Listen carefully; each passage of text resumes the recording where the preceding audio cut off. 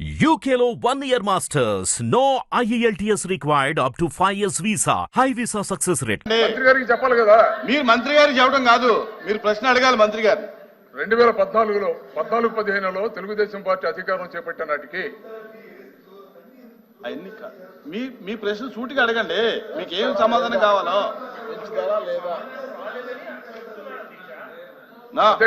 అధ్యక్ష true of ఛార్జీలు రాష్ట్ర ప్రజానీకమైన వేస్తున్నారా లేదా, వేస్తే ఏ మేరకు వేస్తున్నారు, ప్లీజ్ దీనికి సమాధానం సూటిగా చెప్పాలి అధ్యక్ష. మంత్రి గారు.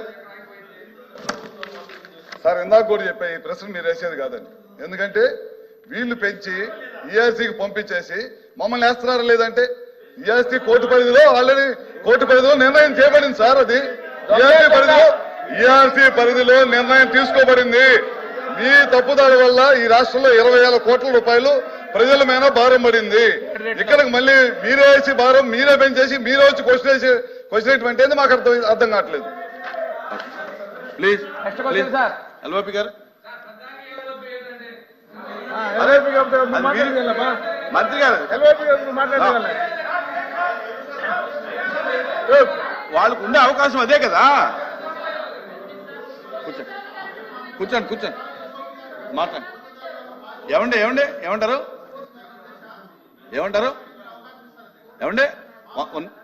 ఏమంటారు ఈ సభలో ఒక వింత పరిస్థితి చూస్తున్నాను అధ్యక్ష.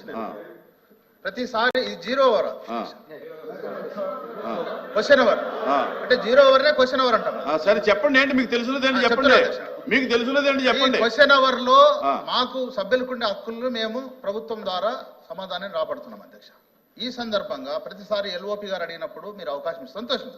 అయితే ఎల్ఓపి గారు ఏం చేస్తున్నారంటే మా మీద కాంట్రవర్సీ చేసి బురద చల్లి వాకౌట్ చేస్తున్నారు. సరే ఆయన ఏం మాట్లాడాలో మీరు చెప్తారు. ఆయన కూర్చోవాలి అధ్యక్ష. కూర్చోండి, మీరు కూర్చోండి. మేము సమాధానం చెప్పే వరకు కూర్చోండి. కూర్చొని అవకాశం ఇవ్వండి, లేదంటే మాకు అవకాశం ఇవ్వండి. మీరు కూర్చోండి. ఎల్ఓపి గారు.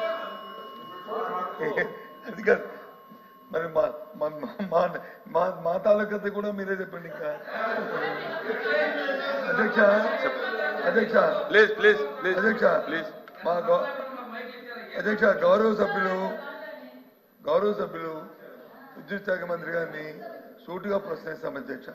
ట్రోప్ ఛార్జీలు మీరు వచ్చి పెంచుతున్నారా లేదా, పెంచితే ఎప్పటి నుంచి పెంచుతున్నారు, ఎన్నికల్లో మీ ఇచ్చిన మాట వచ్చి తగ్గిస్తా అని చెప్పారు కదా, ఎందుకు పెంచుతా అడిగారు అధ్యక్ష. దానికి వారు చెప్పిన సమాధానం అధ్యక్ష, దానికి చెప్పిన వారి సమాధానం చూస్తే ఏపీఆర్ చూసి మీరే ఇచ్చారు కాబట్టి అది ఇప్పుడు పెంచవలసి వస్తుందా ప్రభుత్వం.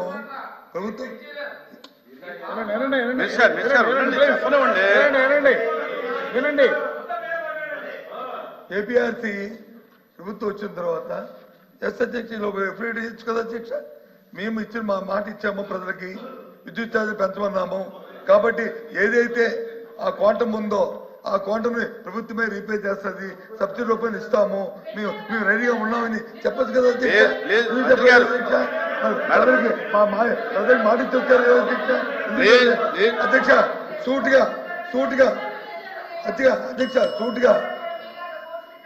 సూటిగా ఈ ప్రభుత్వం ఏదైతే ప్రజా వ్యతిరేకం చేస్తూ ఇచ్చిన మాట ఒకటి, ఇచ్చిన తర్వాత ఒకటి, ప్రభుత్వం వచ్చిన తర్వాత ఒకటి, ఏదైతే ద్వంద్వ వైఖరి వాళ్ళు వహిస్తున్నారో ప్రజల మీద భారం మోపుతున్నారో, ఇది కాక ఇంక రేపు కూడా ఇంక మళ్ళీ విద్యుత్ ఛార్జీ పెంచే పరిస్థితి ఏదైతే చేస్తున్నారో దాన్ని నిరసనగా మేము వాకౌట్ చేస్తాం.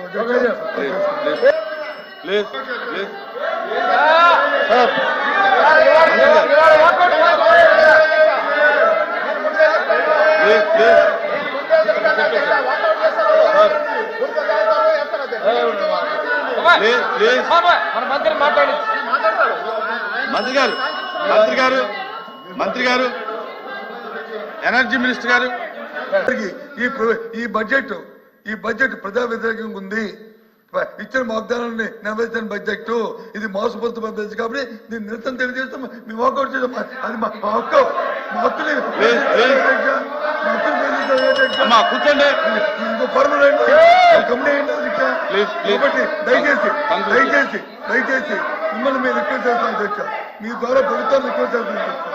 మీ ద్వారా ఒక కమిటీ ఏంటి అధ్యక్ష, వాళ్ళు మమ్మల్ని కలిపి ఆ కమిటీ వచ్చి ముందు ప్రెజెంటేషన్ పడిన అధ్యక్ష, అప్పుడు ఫైనల్ గా వచ్చిన తర్వాత అది ప్రజలకు చెప్తాం అధ్యక్ష. దయచేసి కూర్చోండి ఫైనాన్స్ మినిస్టర్ గారు, కూర్చోండి ప్లీజ్. ఫైనాన్స్ మినిస్టర్ గారు మాట్లాడారు, కూర్చోండి. రామ్మోహన్ రెడ్డి గారు కూర్చోండి. సార్, మంత్రిగా మాకున్నటువంటి బాధ్యత సభ్యులు అడిగినటువంటి ప్రశ్నలకు సమాధానం చెప్పడం, సాధ్యమైనన్ని వివరాలు అందించడం మాకు మీ అనుమతితోనే మేము చేస్తున్నాం. అది సభకున్నటువంటి రెండు ప్రశ్నలు, వాళ్ళలోనే కాంట్రవర్సీస్ చాలా ఉన్నాయి కాబట్టి వాటిని 2-3 ప్రశ్నలు అడగదలుచుకున్నది.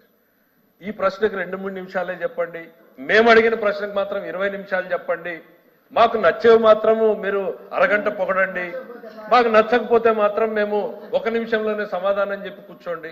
ఈ డిఫరెన్సియేషన్ కరెక్ట్ కాదు. వాస్తవాలు will remain as fact. Facts are facts, వినగలగాలి అధ్యక్ష.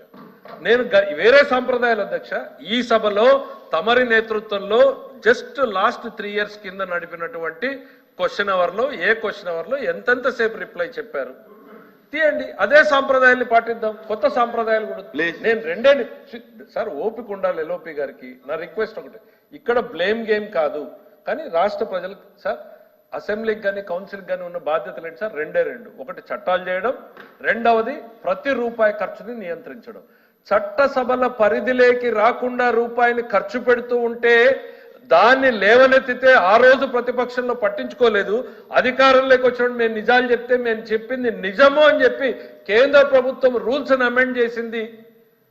ఇట్లాంటి భవిష్యత్ తరాలు సార్, ఈ రోజు ఎమ్మెల్యేగా మనం ఉంటాము, రేపు పొద్దున ఇంకోరు ఉంటారు, ఇంకో 5 ఏళ్ల తర్వాత ఎవరో ఉంటారు సార్. రాష్ట్ర ప్రభుత్వ ఖజానాని వస్తాను ప్లీజ్. అరే మీరు అడిగిన ప్రశ్నలకే కాదు, ప్రతి సభ్యుడికి హక్కు ఉంది, ఆ సభ్యులకు కూడా తెలియాలి. ఇవాళ ఎందుకు కంగారు పడుతున్నారు? మీకు గంట కాదు, రాత్రి 11 గంటల వరకు కూర్చొని చెప్తాం మేము, తెల్లవారే వరకు చెప్తాం. మీరు ఆలోచించాలి, వాళ్ళకి చెప్పాలి సార్, అది వాళ్ళకి చెప్తాం, మీకు చెప్తాం. అది కాదు, ఇది ప్రశ్నోత్తరాల సమయం కాబట్టి బ్రీఫ్ చేయమని అడుగుతున్నాం. అది ఎవరికైనా ఒకటే, కండిషన్ పెట్టండి. ఒక విషయం అండి, వాళ్ళు వేరు మీరు వేరు అనేది కాదు, అందరూ సభ్యులే. చాలా సంతోషం సార్. రేపటి నుంచి ఒక కండిషన్ పెట్టండి సార్, మంత్రులు 3 నిమిషాలు సమాధానం చెప్పాలండి. 3 నిమిషాల్లోనే చెప్పండి, 1 నిమిషంలో చెప్పండి, 1 నిమిషంలోనే అలా ఎందుకు పెడతారు సార్? మరి ఎట్లా సార్? మాకు నచ్చింది మాత్రం వింటాము, నచ్చంది వినము, మేము సంఖ్యాబలం ముందు అరుస్తాము అని అంటే ఎట్లా కుదురుద్ది సార్? సార్ నేను ఒకటే మళ్ళీ రిపీట్ చేసేది ఒకటే సార్, నేను కన్క్లూడ్ చేసే ముందు రిపీట్ చేయాలనుకుంటున్నటువంటిది ఒకటే సార్. ఈ రాష్ట్ర అరే దయచేసి సమన్వయం పాటించాలి.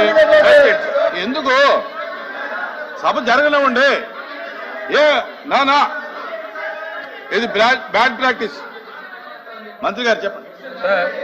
కూర్చోండి, దయచేసి కూర్చోండి. ఇప్పుడు వాళ్ళు మాట్లాడుతుంటే మీరు మాట్లాడితే వాళ్ళకి మీకు తేడా ఏం లేదు కదా. ఏముంది మీరు అడగటానికి ఎలాగా? కూర్చోండి. గౌరవ సభ్యుడు అడిగిన దానికి రిప్లై చెప్తున్నాను సార్. నేను మళ్ళీ కూడా చెప్పేది ఒకటి, కమిటీలు కూడా చెప్తాను సార్, వినే ఓపుకుండా. నేను అడిగింది ఒక్కటే, ఈ రాష్ట్ర ప్రభుత్వానికి తెలియకుండా రూపాయి ఖర్చు పెట్టారు. ఎట్లా ఖర్చు పెట్టారు అధ్యక్ష? 25 సంవత్సరాల భవిష్యత్ ఆదాయాన్ని ఎస్క్రూ చేశారు అధ్యక్ష. అంటే శాసనసభకు రాకుండా నేరుగా పోయేటట్టు చేస్తే అధ్యక్ష, రేపొద్దున గెలిచే ఎమ్మెల్యేలు సభలో కూర్చుని ఏ బడ్జెట్ ఆమోదించాలి అధ్యక్ష? ఈ ప్రభుత్వం కూడా అనుకోండి 3 లక్షల కోట్ల రూపాయలని సేమ్ పాలసీ అవలంబించామనుకోండి, రేపొద్దున ఎమ్మెల్యేలుగా గెలిచే వాళ్ళకి చట్టసభలకి ఇంకా ఏమాత్రం విలువ లేదు అధ్యక్ష. ఇట్స్ ఎ బ్యాడ్ ప్రాక్టీస్ అనేటువంటిది ఆ రోజు చెప్పాము. బ్యాడ్ కాదు, రాజ్యాంగ విరుద్ధం అనేది మేము చెప్పింది నిజం అని చెప్పి కేంద్రం సవరణలు తీసుకొచ్చింది. ఇది వాస్తవం అధ్యక్ష, దిస్ అ ఫ్యాక్ట్. ఇంకా కమిటీ వెళ్ళి చట్టాన్ని చదువుకోవాలనుకుంటే నేను ఒక పని చేస్తాను అధ్యక్ష, వాళ్ళకి ఇంట్రెస్ట్ ఎవరన్నా ఉంటే రమ్మనండి, డాక్యుమెంట్స్ ఇస్తాను.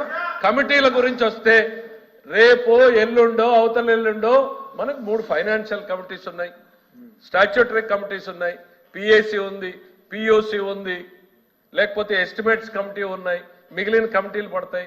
డిస్కస్ చేయండి, ఎవరొద్దన్నారు? కమిటీలకు ముందు యు ఆర్ ఎంటైటిల్డ్, సభ్యులుగా మీకు హక్కు ఉంది. ఆ రోజు పిఓసిగా సింగిల్ మెంబర్ గా ఉన్న నేను అడిగితే నా కోఆపరేట్ ఆ రోజు ప్రభుత్వం చేయలే. కానీ హియర్ ఆర్థిక శాఖ మంత్రిగా నేను చెప్తున్నా, ఈ ప్రభుత్వం ట్రాన్స్పరెంట్ గా ఉంటాం. ఈ చట్టసభలు అడిగేటువంటి సమాచారాన్ని కమిటీలకు అందించి తీరుతాం మేము. ఎందుకు మీరు అంత ఉలికి పడతారు? We're not here for a blame game. మా లోకేష్ గారు కానీ మా ముఖ్యమంత్రి గారు కానీ ఒకటే చెప్పారు, గత ప్రభుత్వ విధానాల్ని తిట్టడమో తప్పు పట్టడమో కాదు, కరెక్టా కాదో చూడండి, కరెక్ట్ అయితే కంటిన్యూ చేయండి, లేదంటే సరిదిద్దండి అనేటువంటి విధానంలో పోతున్నాం అధ్యక్ష. ఇది అధ్యక్ష, సభ్యులు అడిగినటువంటి సమాధానాలకి తమరు ఒక డైరెక్షన్ ఇవ్వండి అధ్యక్ష. ఇట్లా ఇంటర్ఫియరెన్స్ కరెక్ట్ కాదు. 2 నిమిషాల్లో ముగించమంటే క్వశ్చన్ ని 2 నిమిషాల్లో ముగిస్తాం, అరగంట నడపండి అంట. కానీ ప్రశ్నకి మాత్రం తేడా చూపొద్దండి. Okay, thank you.